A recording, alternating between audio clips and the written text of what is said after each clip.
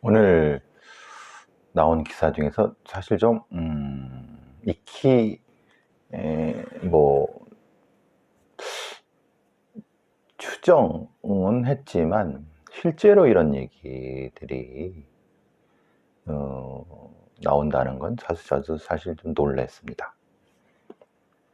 물론 이게 이제 뭐 조선일보나 TV조선 같은 보수 신문에서 언론에서 얘기했다고, 중요한 건 그 사람이 진짜 한 팩트를 우선 봐야죠. 뭔 얘기냐면은 국회의원 윤미향 무소속이죠. 의원실에서 사실 뭐 지난 선거 때 소위 말하는 이제 위성정당, 그러니까 민주당 계열의 위성정당에서 어떻게 보면 그냥 대충 국회의원이 된 애들이 진짜 수준 낮은 애들이 적지 않았죠. 물론 윤미향 의원이 수준 낮다는 건 아니지만은 하여튼 우려될 만한 그런 식의 위성정당은 사실 있어서는 안 되죠. 어쨌든 윤미향 의원실에서 국회의원 회관에서 24일 날 남북관계 근본 변화와 한반도 위기 이해, 평화해법 모색 어떻게 할 것인가에 대한 긴급 토론회를 개최했는데, 여기에 이제 사단법인 부산평화통일센터 하나의 김광수 이사장이라고 하는 사람, 무슨 전 어딘가요? 한 전대협일 것 같은데, 나이상으로는 조국통일위원회 뭐 거기 그 위원장을 했다나 뭐 이런데 정확히는 않습니다. 저도 그냥 들었기 때문에. 근데 뭐 그 옛날에 뭘 했던 거는 실제로 뭐 크게 중요하지 않고, 이 사람이 북의 인식 변화와 평화통일 운동이라고 하는 어떤 발표를 했는데, 북한의 김정은이 사실 이 지금 상태를 적대적 교전국으로 유사시 핵을 동원해서 남조선 전 영토를 평정하겠다, 이건 뭐 공식적으로 자기가 나와서 한 얘기죠. 그러니까 전쟁을 통해서라도 이제 무력으로 무력 통일을 완수하겠다, 뭐 이런 식이죠. 대단히 위험한, 물론 지금의 윤석열 정권의 무책임한 어떤 뭐 대북 혹은 외교 부분에서는 사실 우려가 많이 듭니다. 어떤 사람들은 뭐 시원하다 뭐 이런 얘기를 하지만 실제로는 매우 좌충우돌 위험한 부분입니다. 중국과의 관계가 거의 단절되고 너무 대일 굴종적이고 대부분 친미적이고 이런 부분, 사실 그건 뭐 지금 여기서 할 얘기는 아니겠지만 상당히 위험한 부분도 있는데, 김정은은 대놓고 무력 통일을 하겠다고 얘기를 한 거예요. 매우 위험하죠. 사실은 근데 우크라이나 전쟁이라든가 여러 지금 벌어지고 있는 전쟁의 양상을 봤을 때 여러 가지 상황에서 자기들한테도 기회가 올 거라는 생각을 하는 것 같기도 하고, 이제 전쟁이 현실화될 부분도 분명히 존재하는 것 같아요. 상당히 이 여러 면에서 치밀하고 아주 좀 꼼꼼하고 아주 철저하고 미래지향적인, 전쟁이 없으면서도 우리의 민주주의 시스템을 잘 지켜갈 수 있는, 상당히 평화적으로, 그러면서도 우리 사회가 안정적으로, 그런 게 중요한데, 이 김광수라는 사람의 발언은 매우 위험합니다. 매우 위험하고, 이거는 글쎄 이게 제정신이 있는 인간인가라고 하는, 예를 들면 이런 거죠. 북한의 대남 기조가 바뀌었어요. 근데 이런 얘기를 한 거예요.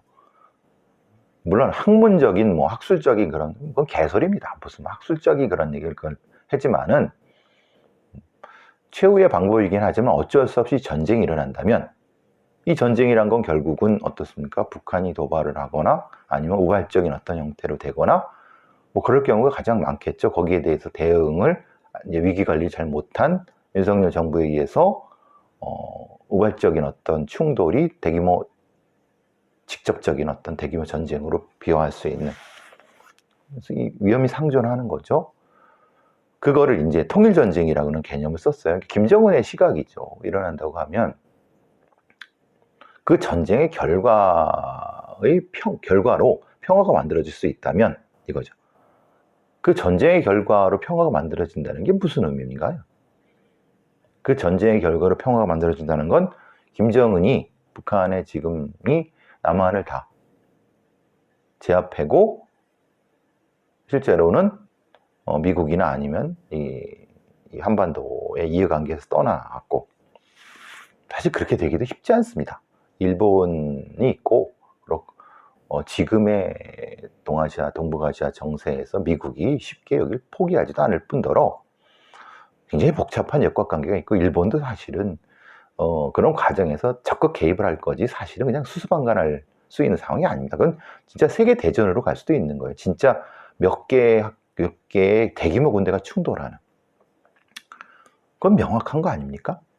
그런데 매우 이런 황당하고 사실 망상적인 김정은의 통일전쟁, 통일관, 그렇게 해서 평화가 이루어진다는 것은 진짜 망상이죠. 전쟁을 통한 평화? 전쟁을 다 하고 잿더미의 평화? 근데 그 전쟁관도 수용해야 된다라고 하는, 이자가 하는 말이 이겁니다. 그 얘기는 뭐냐면 이거죠. 김정은이 전쟁을 하고 하면은 내부에서 뭔가 해갖고 그걸 동조해갖고 이렇게 이 얘기지 않습니까? 옛날 말로 역적이죠. 역적. 역적이고 이거는 사실 무슨 통일운동이라든가 아니면 뭔가 사회운동 이런 측면이 아니라 이거는 말 그대로 이거는 이 반평화주의자이면서 매우 위험한 이건 전쟁광하고 똑같습니다. 김광수 얘가 말하는 것이 실제는 김정은의 전쟁 불사와 같은 인식입니다. 그런 전쟁관을 수용해야 된다라고 하는 말이 어디서 나옵니까? 그러니까 사실 여러분 이 유튜브나 아니면 또 여러에서 나오는 얘기처럼 이 경기 동부연합이라든가 아니면 이 대한민국 내에 소위 말하는 북한 맹종 세력들, 주사파들, 아주 골수, 진짜 북쪽 보고 절하고 예전에 단파 라디오 듣고 이런 북한도 갔다 오면서 거기에 노동당도 가입하고 이런 애들. 옛날에는 그래도 그냥 평화 통일이라고 하는 어떤 전제하에서 그런 것이 아주 일부지만은 그것이 용인될 수 있는 시대가 있었어요. 그런데 아예 이제 김정은은 그런 걸 다 바꿨어요. 이제 전쟁으로 해결하겠다는 거 아닙니까? 그런데 그런 거를, 그러니까 김광수 얘도 그럼 북한이 전쟁 일으키면 자기도 동조해갖고 그렇게 전쟁을 내부에서 하겠다는 거잖아요. 그러니까 북한의 어떤 색을 가지고 이런 거를 막 열광하고 결국 이게 왜 반미 반제의 어떤 일환에서 그런 정신 나간 새끼들이 이렇게 많은 겁니다. 그러니까 그런데 이제 또 실제로 그런 거냐라고 하면 무슨 북한의 전쟁 주장에 찬성하는 아니고 학자의 입장에서 북한의 입장에 내재적 말 같지도 않은 소리입니다. 네. 이 말장난은 지금의 윤석열 정부인 한동훈이라든가 이 검사 얘들 말장난과 똑같이 나쁜 거는 서로 똑같이 배우는 거죠. 그러니까 북한의 입장을 이해해보자는 겁니까? 북한의 전쟁을 내부에서 동조하자는 거잖아요. 매우 위험한 자들입니다. 이건 심각한 겁니다. 이걸 주최한 게 윤미향이, 이 정신나간 인간인 거죠. 그러니까 참 그러니까 대한민국 내에 이런 자들이 사실은 적지 않게 있을 거라는 생각을 합니다. 그런데 무력으로 통일한다는 생각 자체는 이건 있어서는 안 되고, 그게 가능하지도 않고요. 파멸에 파멸. 김정은이가 무력으로 치고 내려오는데 거기 동조를 해요? 그런 정신 나간 새끼들이 그게 어디 있습니까? 예. 근데 이런 여기 맞네요. 한총련 2기 정책위 의장을 했고 6.15 부산본부 공동대표, 문재인 정부 통일교육위원도 지냈고 뭐 이렇게 이게 아마 맞을 겁니다. 이게 여기 나온 거니까.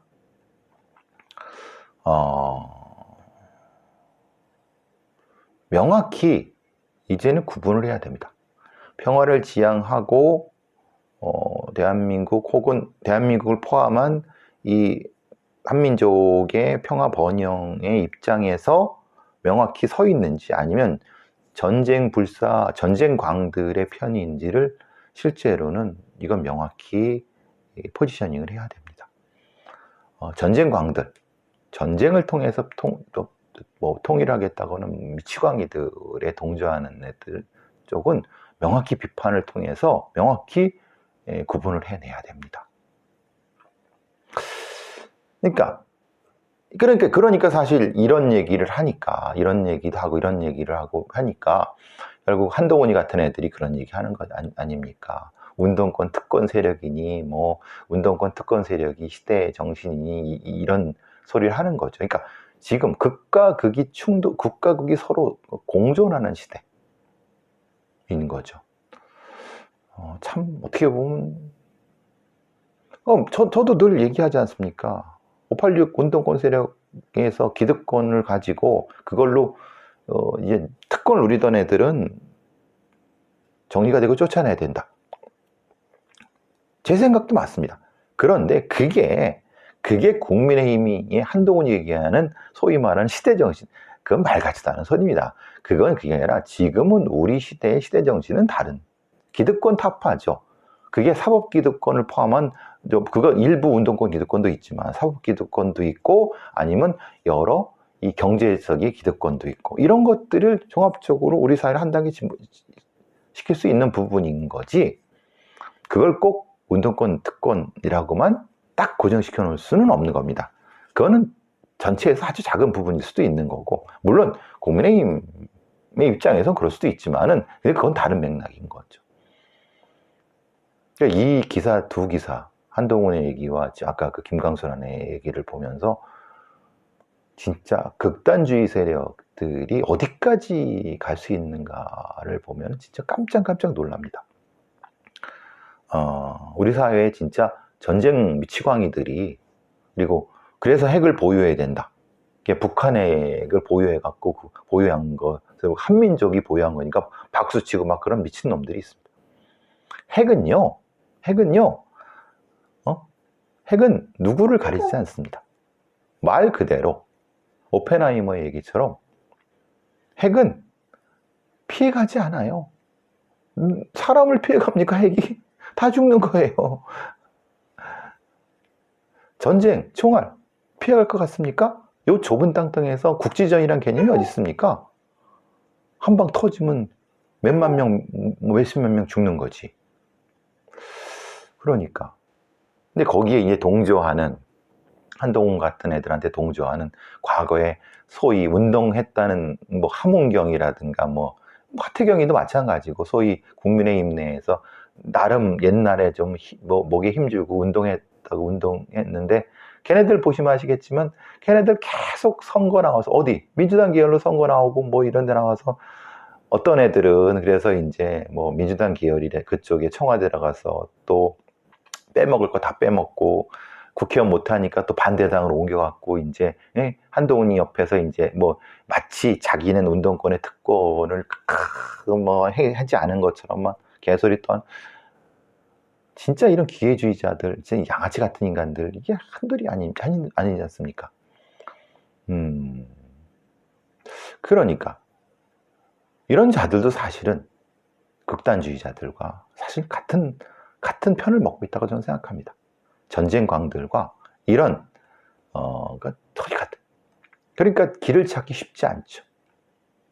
오늘 뭐 이재명이 오늘 기자회견 하는데 한심한 거죠. 자기 잘못은 없어. 자기가 무엇을 반성하고 또 뭘 해야 될지 이 부분에 대한 건 없고 그러니까 이제 윤석열 정권에 대한 반대. 그러니까 반대를 통해서 그럼 이재명 혹은 민주당의 소위 친명이라고 하는 아니면 뭐든 주류 세력이 우리 사회의 어떤 핵심적인 어떤 가치와든가 그걸 위해서 뭘 할 것인가 그리고 그러기 위해서 방법론으로서 어떻게 자기 혁신을 어떻게 할 것이며 이걸 극복해 이거를 내놔야 되는데 허황된 추상적인 형태의 윤석열 정권에 대한 반대 쭉 얘기하고 그러니까 뭐 이렇게 다 해야 된다. 야당이 이렇게 해야 된다. 아니 그럼 구체적으로 야당의 자기 혁신은 어떻게 될 건데 그거 없이 그러니까 그렇게 욕을 먹는데 그 이재명도 한심하고 참 정의당 애들 하는 꼬락서니도 참 한심하고 이게 참 너무 갑갑합니다. 제 정치 얘기를 웬만하면 안 하는데 참 이 전쟁 미치광이부터 김정은에 동조하는 대한민국 내에 이런 전쟁광 동조자들부터 한동훈이 같은 일종의 이 어떻게 보면 그 사법 기득권에 기대된 일종의 약간 그 미꾸라지 같은 인간들 그거에서 그걸 유지하려고 하는 인간부터 진짜 우리 시대에 진짜 믿을 만한 정치 세력이 없는 겁니까 진짜 너무 갑갑하고 좀 안타깝습니다 사실은.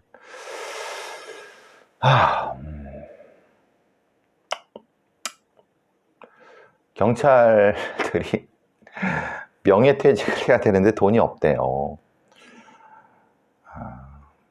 이 기사를 보면서 전 좀 어떻게 보면 좀 불쌍하기도 하고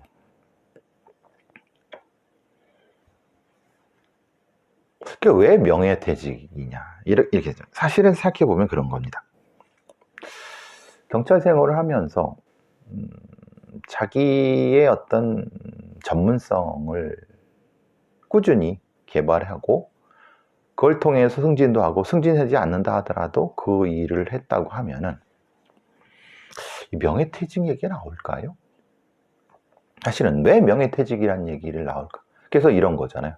왜 명예퇴직이나? 지금 젊은 애들 기동대 뭐 그런 중심으로 나이 든 사람은 힘이 없고 그럼 경찰의 업무를 육체적인 걸로만 하는 겁니까? 그거 좀 이상하죠? 물론 명예퇴직이라는 것이 필요한 사람도 있습니다. 사실은 자기가 뭐 나이가 들고 그러면서 다른 쪽을 해보려고 하고 실제로 나이가 들면서 나는 다른 전직을 해보려고 하는 부분들이 있고 적성 뭐 부분도 뭐 여러 가지 있고 다양한 명예퇴직이 필요한 부분이 있습니다. 근데 경찰이 명예퇴직을 계속 종용하면서 그렇게 하려고 했던 이유는 일종의 과거에 소위 가만히 경찰 제가 늘 말씀드렸지 않습니까? 경찰을 그냥 우르르 많이 뽑아놨어. 그리고 그때는 그냥 이런 거죠. 특채. 얘 시위 잘 맞는다고 시위대 잘 두들겨 패고 잘 막는다고 뽑아놨어. 그리고 공채를 이렇게 뽑았는데 실제로는 전문성은 주지도 않고 이리 보지 저리 삥삥 돌아. 그냥 도제식으로 배운 거 하다가 그냥 따라다니다가 그냥 이렇게. 그러니까 나이가 드니까 사실은 할 게 뭐가 있습니까? 뭐 지구대에서 근데 그것도 이제 힘에 붙여. 그러니까 이런 형태. 그러니까 당연히 그러니까 만약에 다 그게 아니라 실제로 어떤 어떤 영역에서 자기가 수사하는 수사 영역에서 20년 30년 쭉 해오고 계급에 상관없이 그러면은 이 사람은 진짜 이 분야의 전문가야. 그러니까 이 사람은 사실은 명예퇴직 할 필요가 없어. 그걸로 계속 하면 되니까. 나이나 계급에 상관없이 정년 채울 수 있어. 어느 정도까지 그 상태에서 또 보수도 보장이 돼. 경찰 시스템은 그게 아니에요. 승진해서 못 올라가면 바보가 되는 거고 승진하려고 하면 뭐 비비거나 뭐 오히려 전문적이지 않은 애들이 승진을 더 잘해. 그러니까 이런 시스템, 그러니까 명예퇴직이 왜 필요한지, 그것이 무슨 의미인지, 우리 사회에 왜 그러니까 지금 우리의 경찰이 어디로 개혁을 해야 하고 바꿔나가야 될 부분인지, 무엇이 필요한지, 이런 부분에 대한 종합적인 어떤 얘기들이 필요한 부분이죠, 사실은. 이준석이 같이 뭣도 모르는 놈이 그냥 여자가 이렇게 경찰이 되려고 하면 군대를 갔다 와서 말 같지도 않은 그런 개소리를 떠드니. 그러니까 그런 것에도 실제로 정확한 비판을 하지 못하고, 그래도 보니까 몇몇 사람들이 그럼 짚어내는 사람도 있긴 있더라고요. 하여튼 그런 생각이 들었습니다.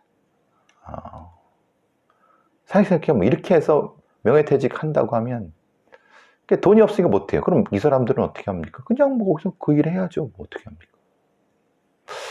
참, 좀 씁쓸합니다. 제가 요 얘기는 제 아는 지인하고 오늘 아침에 문득 떠올라갖고 이제 카톡으로 대화를 하다가 떠오른 생각입니다. 경찰국에 반대했던 이지은 전 총경이라는 사람이 있습니다. 이게 민주당의 인재 영입으로 해갖고 여성 지구대장 출신이고 경찰대 출신이고 미니스커트 여경이라고 해서 이제 소위 말하는 더불어민주당 11호 영입 인재입니다. 경찰대학 나왔고요. 차석으로 졸업하고 22년간 경찰에 몸담았습니다. 일선 지구대에서 5년 이상 지냈고 여성 지구대장 출신 최초 총경 계급을 달았다고 합니다. 윤석열 정부 들어서 경찰국 신설에 반대해서 전국 총경회의를 기획했고 참여했다가 좌천됐다고 해서 이제 나와서 이제 민주당의 국회의원이 되려고 하는 거죠. 그런데 좋아요. 그래 사실 경찰대 출신이, 그것도 여성이 지구대로 최소한 5년 이상 해서 그걸로 지구대장 보직으로 총경이 됐다는 건 사실은 어떻게 보면 대단한 겁니다. 왜냐? 사실 경찰대 애들이 이런 지구대 같은 험한 일 안 해요. 대부분 지방청이나 경찰청의 기획부서라든가 이런 이 내근 부서에서 경력하고 경력 세탁하기 위해서 잠깐 바깥에 나가서 6개월, 1년 하다가 또 이렇게 당 들어와서 지들이 보직 이렇게 세탁해줘 갖고, 그거에 비해서는 굉장히 훌륭한 분이죠. 그런데 중요한 건 이렇게 쭉 보다 보니까 본인이 변호사 자격이 있다는 거예요. 그러면 재직 중 변호사 자격증을 취득했는 법 전문가라고 얘기를 해요. 그래서 여성안전, 경찰 관련 개혁, 검찰 개혁을. 그러면 재직 중 변호사 자격을 취득했다는 것이 뭐죠? 사실은 그러면 재직 중에 했다는 로스쿨을 나왔다는 거잖아요. 그죠? 그럴 수밖에 없죠. 지금 사시가 없으니까. 그런데 그러면 지금 경찰대 출신들이 근무하면서 로스쿨이 3년제입니다. 근데 경찰이 휴직을 할 수 있는 연수휴직이라든가 이런 부분은 2년밖에 안 돼요. 그리고 실제로 2년 2번을 쓸 수 있는 경우는 외국의 유학관, 즉 저기 표창원 같은 사람들이 경찰 조금 하고 그냥 국비 유학이든 어쨌든 유학가가 거기서 2년 해갖고 그 다음에 거기서 또 특혜를 받아갖고, 그건 그렇다고 쳐. 외국 유학이니까 어쨌든 그건 4년 그 이상을 채워야 되니까 그건 그래. 그것도 특혜 논란이 있지만 그건 그렇다고 쳐. 근데 로스쿨 3년인데 어떻게, 그리고 경찰은 2년 휴직밖에 없는데, 그러면 최소한 1년은 일을 하면서 로스쿨을 다녔다는 밖에 안 되잖아요. 왜냐? 로스쿨을 중간에 휴학하고 이게 사실은 안 됩니다. 왜냐하면 사실 저도 물어봤어요. 로스쿨이 사실은 굉장히 빡세죠. 사실은 아무리 똑똑해도 야간은 또 없어요. 주간에 해야 된다. 그러면은 이 사람이, 이지은이라는 사람이 이렇게 추정할 수 있죠. 즉 말하자면, 그래, 아무리 잘 봐줘갖고 자기가 이제 지구대 보직이든 어디든 있어갖고 밤에만 일하는 걸로 하고 낮에는 거기 가서 이제 어쨌든 허가를 받았겠죠. 그냥 하진 않았겠죠. 허가를 받고 로스쿨을 다녔어. 진짜 개고생해서 한 거야. 그러면 자기가 지구대로 총격을 달았대. 거기 경력. 근데 지구대가 그러면 야간만 이렇게 할 수 있습니까? 그럼 그건 특혜는 아닌가요? 특혜가 아닐 수도 있죠. 왜냐하면 어떻게 보면은 그냥 팀장급 이상으로 올라갔으니까, 경감 이상으로 올라갔으니까 자기가 시간을 조정해서 했다. 근데 그럼 특혜인가요? 사실 경찰대 애들이 로스쿨 다니고 시간을 빼기 위해서 교육기관, 예를 들면 중앙경찰학교라든가 경찰대 이런 데에 좀 좋은 보직, 시간 남는 보직으로 해갖고 거기서 다녀.